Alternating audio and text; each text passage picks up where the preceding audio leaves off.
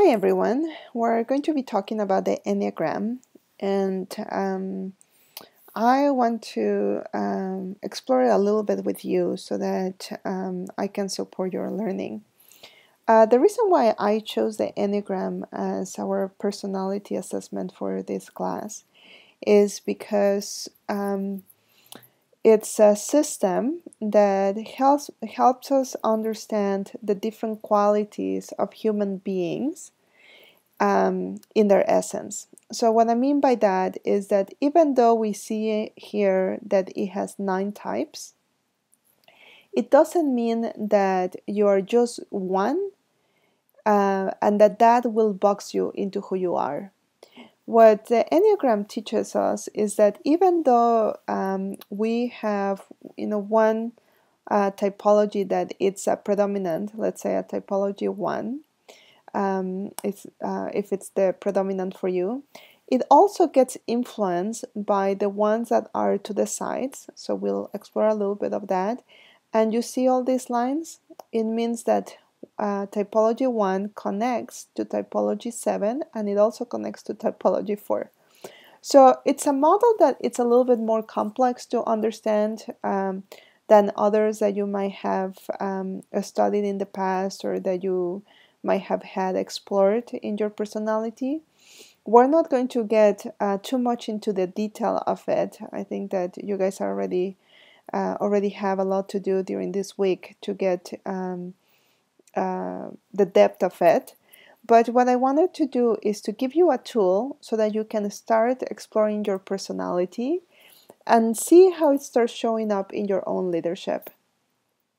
So it's an integral model, another integral model, that it gives us different ways of being in the world through through different qualities and different assessments. I've been saying a few times already during this week, and you'll also find it in your readings, that it's a map, but not the territory. So part of what this diagram is trying to show you is that even though, well, in addition to having 9 typologies, right, that it's shown here, also each typology, each individual has different levels of development. So, let's say that someone who's typology 4, which is the challenger, might look very different if the person is under stress or under lower levels of development, which would be the red area over here, or it would look different if it would be higher over here. So that's the other reason why I want to caution you to start typing yourself or your colleagues or your family. It's hard to know, really, in this assessment, even though there are many tests that you can take, it's really only you by reading the qualities of each of them that you can have a sense of really what typology fits better for you, for your development. So the top 3 levels are healthy, the second 3 levels are what we call average, and the last 3 levels are what we call unhealthy. And this is again levels of development. So let's say you hang out usually around an average level of development. Now, having said that, even though that's what happens most of the time, there are going to be times when, let's say, you have a problem and you'll be more in a crisis mode. So your personality will look a little bit more how it looks like on the red levels. Or maybe you're having a great day and it'll look more on the green levels. So an example that I have of that is if any of you can think of the first time you fell in love, or even if it's the second or the third time, just think about that sense of being in love. And all of a sudden, as you walk out on the streets, all of a sudden just notice that people are smiling. You start noticing the fragrance of the flowers. Life seems to be rosy and shiny, right? So that means that it starts influencing the way in which you're looking at the world, and you also feel, a little bit in your better self. On the contrary, let's say that you had a lot of struggle, you woke up and realized that the water heater is not working, and that um, you needed to leave for a meeting, and you have a flat tire, and there's traffic, and um, you get bad news on the phone. Things that start collapsing. So then your mood might start being affected, and it affects a little bit how you show up in life, right? You might be a little bit more irritated, have a little bit less tolerance to what's happening. So, you can notice that, and the important thing to notice it is that as we get to know ourselves, we'll be able to better develop and be better people and better leaders in the world. So that's a little bit our purpose. That once you start to know yourself, start having more consciousness about it, start to understand your personality better, that you can start implementing some practices that allow you to move to healthier levels of development for yourself. So I'm going to talk about the 9 types, and hopefully be able to support your assessment of yourself. So as I'm talking about each of them, just try to listen for, what feels true to you. Which one feels that might be a better fit. You might find that several of them speak to you. So in which case you might have to do a little bit more of reading. I highly recommend the research and the work that the Enneagram Institute has done. That's why I've referred you to that website. It has a lot of resources, and um, there's a really great book called The Wisdom of the Enneagram that has much more in-depth understanding of this. I thought I would be kind to you and not give you, in addition, another book to read in the middle of our course. But if you are interested in learning more, the name of the book is The Wisdom of the Enneagram, in which I'm basing some of this presentation. And the authors are Rizzo and Hudson. Okay, so let's get started with our number 1, which is the reformer, as you can see here. And some of the beauty that the reformer brings to the world is that they have high standards of integrity. They see the world in a way in which it could be perfect. And so they really strive for goodness and integrity, alignment in the world. They are able to see the perfection of things. The one of the challenges that typology 1 has is that because they can see so clearly the possibility of goodness and the possibility of perfection in the world, they can get irritated where that high standard of goodness and perfection is not there.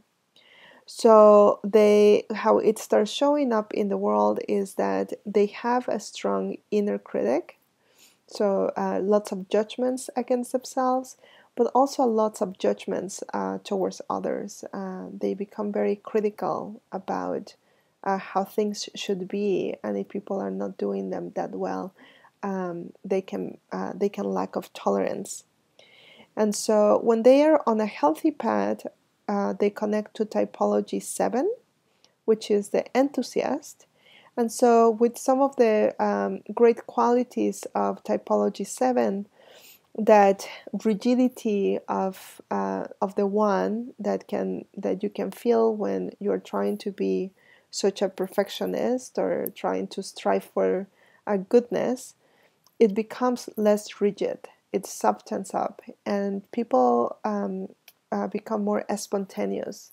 So while striving for goodness, also laughing at life and going with the flow with life. So more spontaneity shows up. When they are under stress, or in an unhealthy path, they become more disconnected. So if you can imagine someone who's striving for perfection all the time and starts getting frustrated that it's not there yet, there's a lot of a sense of it's not good enough, right? Not only for themselves but for all others.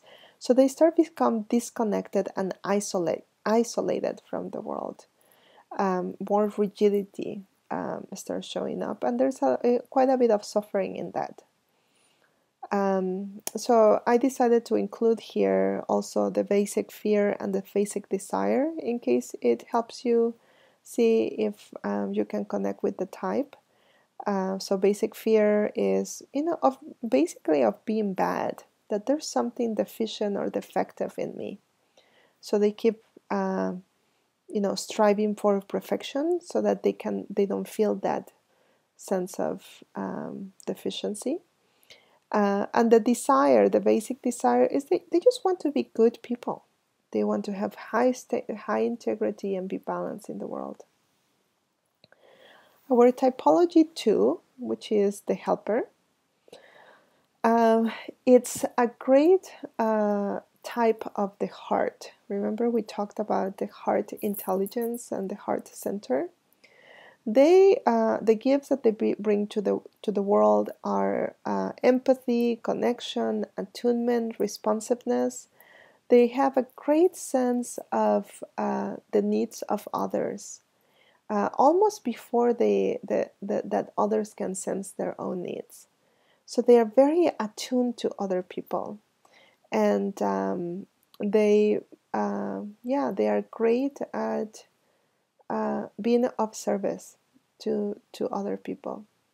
Something that happens for them that it's not so helpful is that they are so attuned to the needs of others that sometimes they forget about their own needs. So sometimes their own self-care or attending to their needs, it's neglected, and they start becoming irritated because they expect the same amount of care and empathy that they have for others. They expect that others would have for them, except they don't ask for it. So other people in their life might find themselves as clueless why the person is irritated, just because they don't have that incredible sense of attunement that typology 2 has. So it's sometimes hard for people who are typology 2 to have compassion around that and understanding around that and start asking for what they want and start asking for their needs. So when they are on a healthy path, as I've been saying, they have great empathy, but not only for others. They include themselves in the equation of empathy. When they are under stress, they become aggressive and controlling. So on typology 8 is the challenger. And so just a little bit of what I was saying, that typology 2 might be doing all this of service of others, and they become depleted and irritated, angry that people are not taking for their own needs, and they start trying to control their environment so that they can manage what they are feeling. So I've included also the basic fear and basic desire over here. So basic fear is, of being unwanted and unloved. The basic desire is really to be loved, to feel loved, and so the scary part of it is, what if I really express my want for love and I won't get it? So the achiever, which is typology 3, they have a sense of value and purpose in the world. They are they are called the achiever because they can make things happen. They when they are really at their best, they are high functioning. they do things that are important in an exquisite and effective way. When they are on a healthy path, it's a path of transcendence. So if you hear, if you pay attention to what I was just saying, typology 3 has a way of being able to get things done, to make things happen.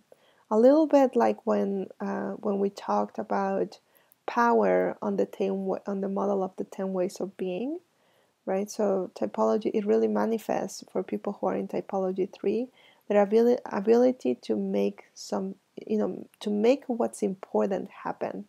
So if you combine that possibility with purpose, with meaning, with value, what you get is transcendence, ability to transcend. Under stress, they become disengaged. So one of the challenges that typology 3 has is that what I'm going to talk a little bit about their basic desire here, because that will be easy for you to see, is that their basic desire is to feel valuable and worthwhile. That their life has meaning and purpose, that they are valued. So what happens is that the way when typology 3 is not in very healthy stages of development, how they are trying to do it is by doing, by doing. And so they become disengaged because they achieve something, they do something, they achieve it, and they don't feel fulfilled. So therefore, they need to do the next thing. And they do the next thing, and it still doesn't, it's not fitting their sense of, really the sense of their heart. And then they try to do the next thing, and the next thing, and the next thing. But none of that is filling them up with meaning. So it's not up until they stop doing that and focus only what's most important to them that they can have the transcendence on the healthy path.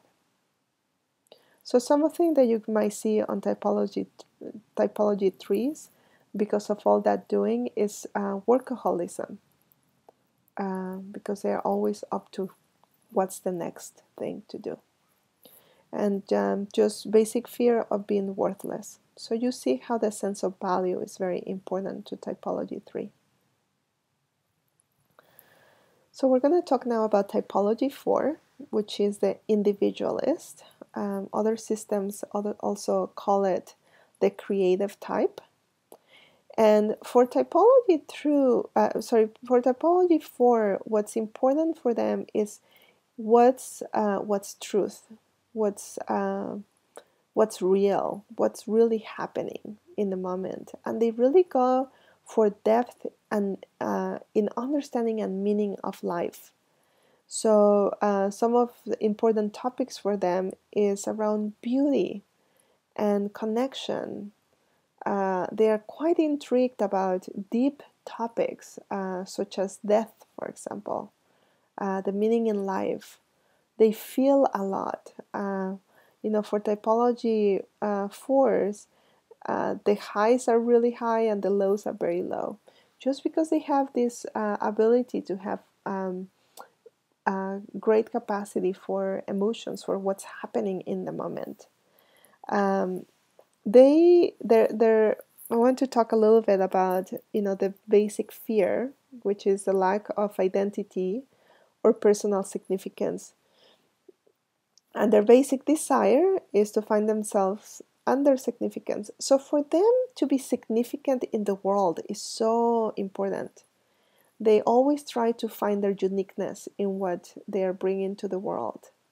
And in that uniqueness, sometimes they feel that they don't belong. And they have a deep want to belong, but they also want to be unique. So you can see in typology 4s, they feel a little bit trapped in that, wanting to belong and not knowing how to belong. So on a helpful path, they don't just think about meaning, but they move towards action, right? So it moves meaningful action. If you remember when we talked about typology 1, there was high integrity, orientation towards goodness. So there's an action movement in that. So that supports the 4 in moving towards meaningful action. And under stress, typology 4 goes to typology 2, which is cleanliness. So what I was saying about how much they want to belong, but they don't feel like they belong, and they want to be unique. So they start attaching to the people that they connect with, because that helps them to have a sense of their belonging. And so if the person that they are clinging to disconnects, it becomes with deep pain for them. Typology 4. Typology 5, which is the investigator, some of their great gifts, I'll just point to what I wrote here, is that there has a big sense of knowing, of having clarity, calling through recognition. And what that means is that, typology 5 gets very interesting in really understanding the world. They get really interested in particular topics, and they want to go in much depth in those topics. Sometimes it's topics that maybe other people might not be so interested in, like maybe they know a lot about a particular insect and they get fascinated by that. Or they get fascinated by the Enneagram, for example.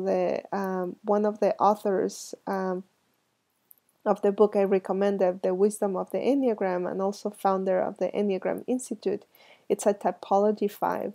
And he'll go in so much detail about, the Enneagram, of things that, many other people don't know. So they get fascinated by knowledge. And when they are at their best, they are fully present. But you can see how it's a typology that, because they get so interested in knowledge, they can be sometimes quite disconnected from the world, right? So if they work in their quality of presence, then they can become fully present, fully present and effective in their knowledge. When they are at their worst, under stress, they can be restless and agitated. Like there's not enough knowing that they have, and so they keep wanting to know more, and it gets them quite disconnected from the world. So their basic fear is of being useless, helpless, or incapable, and their basic desire is to be capable and competent. Okay, now we're going to talk about typology 6, which is the loyalist. And the loyalists, as the name states, are very committed people. They, when they believe in something, they'll go the whole way for it, even if it takes many years to get there. When they are committed, they are truly committed. Some of their gifts are inner guidance, true context, mindfulness, reality. And what that means is that when they are able to find their own sense of their own wisdom, they become quite effective. The only challenge for typology 6 is that many times they have self-doubt. And this self-doubt, it distracts them from really listening to their wisdom, which is usually right on. They are going to be the ones who are going to, they are really good risk managers, and they'll be paying attention to all of the possibilities of what can go wrong. And when they tell you that something can go wrong, you should pay attention, because they know they've already thought it through in a very thorough way. When they're at their best, they become well-grounded, so all the self-doubt disappears. all the inner criticism disappears. They understand their wisdom and they become grounded in it. When they're under stress, here's another workaholic type, right? So when I talked about typology 3, I mentioned that they have the risk of workaholism. So under stress, that shows up for typology 6. They are committed to whatever it is that they are doing to a fault.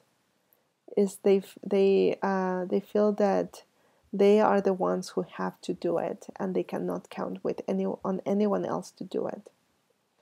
Their basic fear is of being without support and guidance, and their basic desire is to have security and support. So that security and support that they disconnect from inside, they are looking for it outside. But they forget that the greatest wisdom that they have is inside. So that's something for typology 6 to be paying attention to. How much do I listen to my own wisdom? Let's see, typology 7. 7 is the enthusiast. It's they are the ones that have a lot of ideas. They have great vision when it comes to projects or to ideas in the world.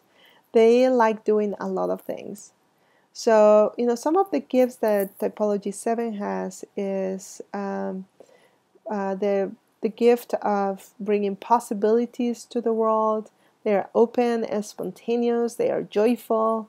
They like doing fun things. In the world of the Enneagram, they joke that if it was not for typology 7s that sign up to all these workshops, there would not be enough business for people who teach them.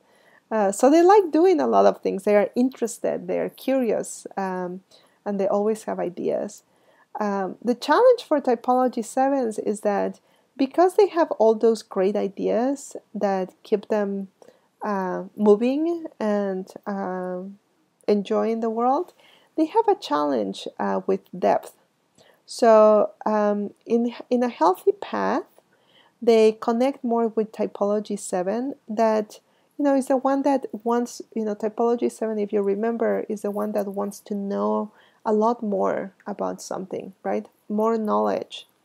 So typology 7, when it connects to its healthy path, it becomes more purposeful in the things that are important, that brings them more depth.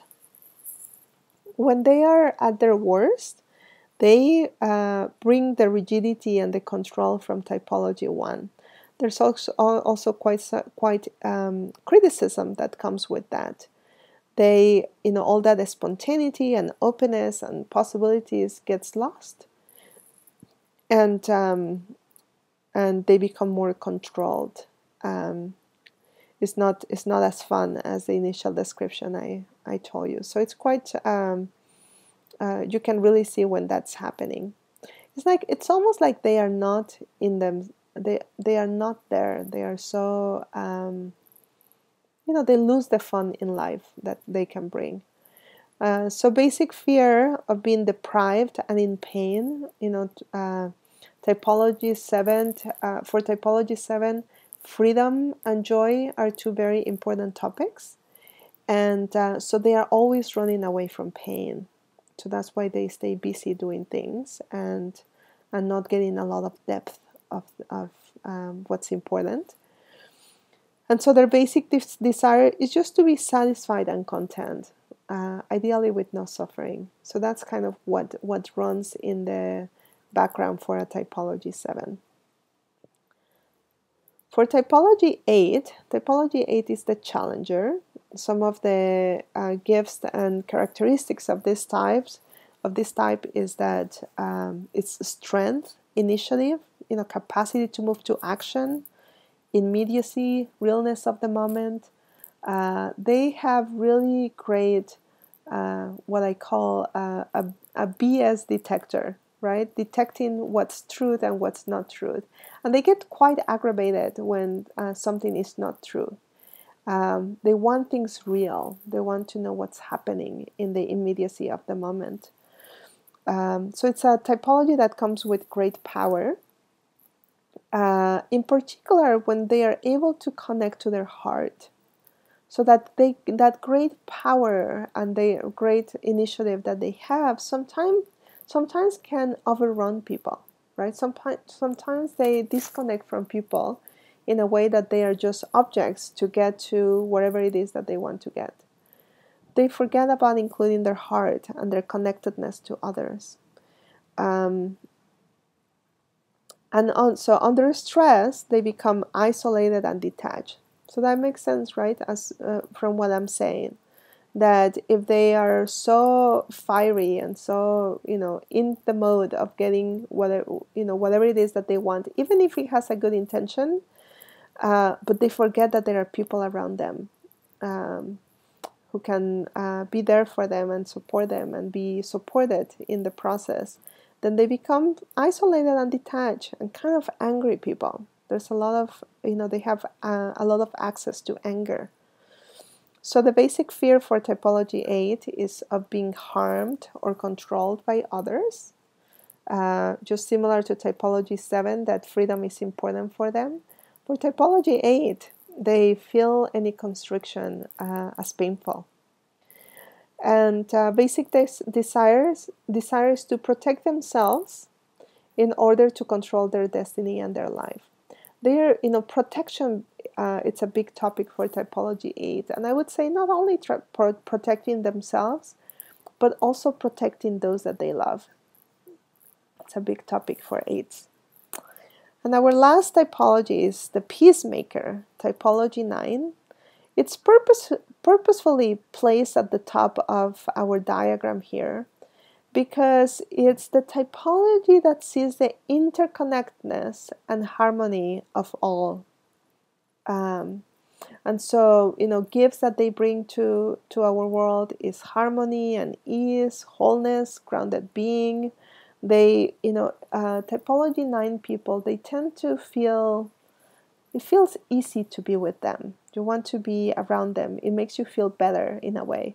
It's like there's some deep knowing that things are going to be okay. The only problem is that they are so invested in this interconnectedness, in this possibility that everything is just going to be fine. Let me put both so you can see the two sides. That when things are not fine, they become overwhelmed and withdrawn. They go immediately into their head where things work out just fine, and they just avoid, whatever issue there is. So they might be conflict averse. They might be, sometimes they feel disconnected from what's happening. On the other side, when they are at their best, they are quite connected with what's happening, and they stay grounded and become assertive. So it's not just seeing the interconnectedness of all and understanding the big picture, but also being able to move to action. So their basic fear is of loss and separation. And their basic desire is to have inner stability and peace of mind. So peace of mind is so important for typology 9, and they do anything possible to get it. I just wanted to put a little diagram here that shows you that in a way, all of the Enneagram is somewhat connected to each other. So when you're working with other people, it's important that you know yourself, that, if you know that you're typology 8, the challenger, and you know that you have to connect to your heart, that you do that, and you also connect with people who can support you doing that, right? If you're typology, let's say 9, and you know that you need to be more assertive, so that you do that as well. And on the contrary, that you start also noticing some of your negative patterns in working with others.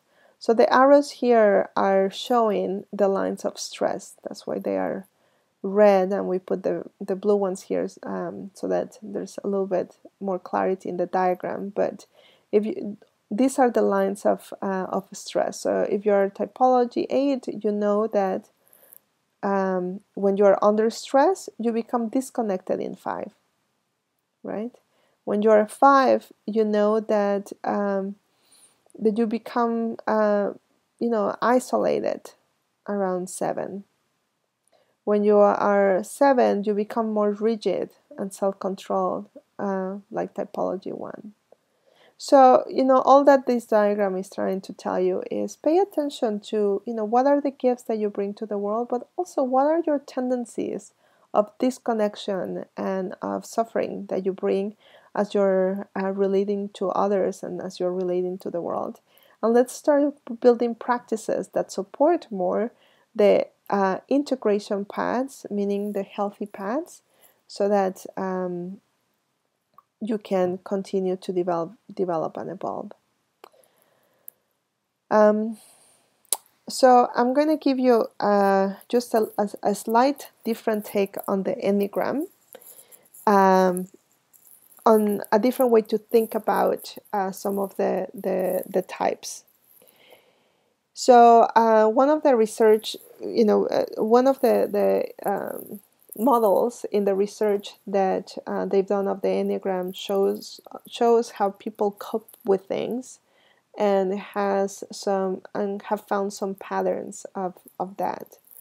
So this one is called the harmonics, and it says that when people have a problem, there are 3 different ways in which they cope. One is positive outlook, which are the ones we're going to see what's the good outcome that it's going to happen. So let's say that we had an earthquake and the building fell down.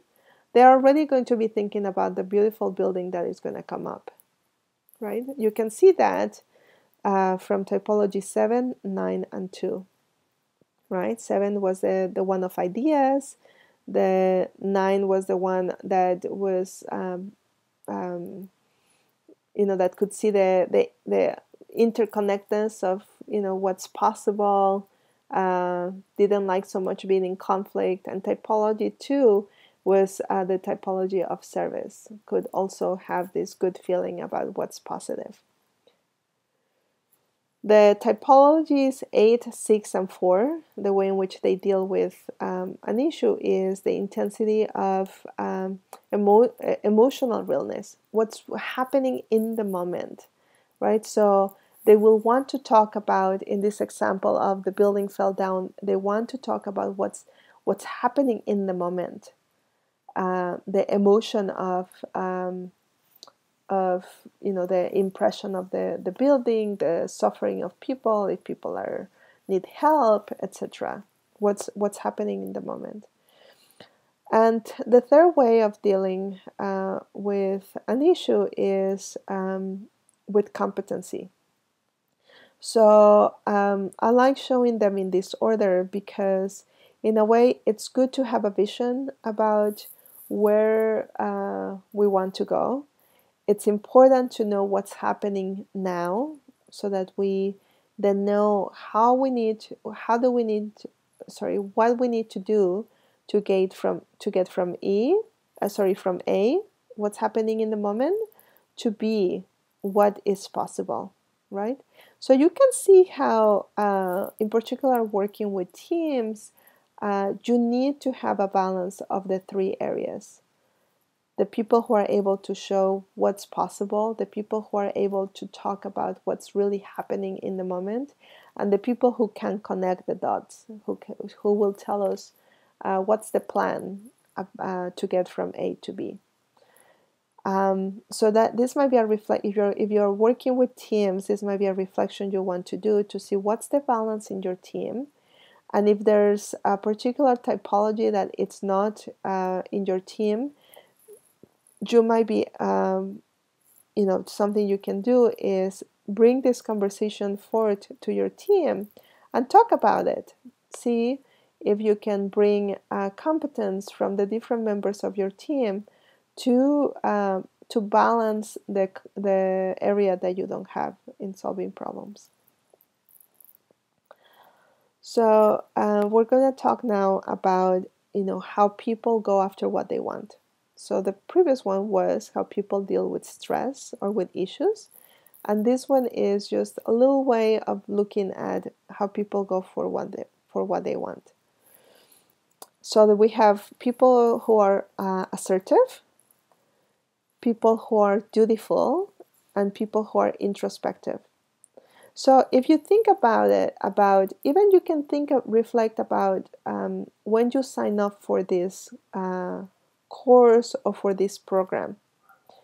The people who are introspective are the ones who are going to be doing a lot of thinking before committing to do anything. Assertive type will move immediately to action. And the dutiful will be the ones who will be doing the homework about, not just the research, but, making sure that the essay is done, that whatever the paperwork is done. They are kind of more thorough in what needs to happen in the doing, right? So you can see a little bit, right? More reflection over here, more action over here, and here is again the dutifulness of what needs to happen. And finally, here is another way. We talked, you watched the video in which we talked about the 3 centers of intelligence. So I thought I would show you how that looks in terms of the Enneagram. Something that I really like about the Enneagram is that it's not our Enneagram type is not so much a choice, and it's not so much that, okay, because we had certain experiences, we are this way. It's already, our Enneagram type, it's already there in our DNA. When we're born, we already have certain tendencies in our personality and in what we pay attention to, right? So there this chemistry that it's already in our body that makes us pay attention to certain things and not to others. So what the Enneagram says, or what this theory says, is that we're also built already, we're already wired in our body to have more predominance in one of the 3 centers of intelligence. Typologies 8, 9, and 1 have more access to their body intelligence or their instinct. Typologies 2, 3, and 4 have more access to their heart, so that the emotional intelligence that we talked about. And typologies 7, 6, and 5 have more access to their cognitive intelligence, the intelligence of the head. So this is another way in which you can identify what type, if you're confused about what typology you might be.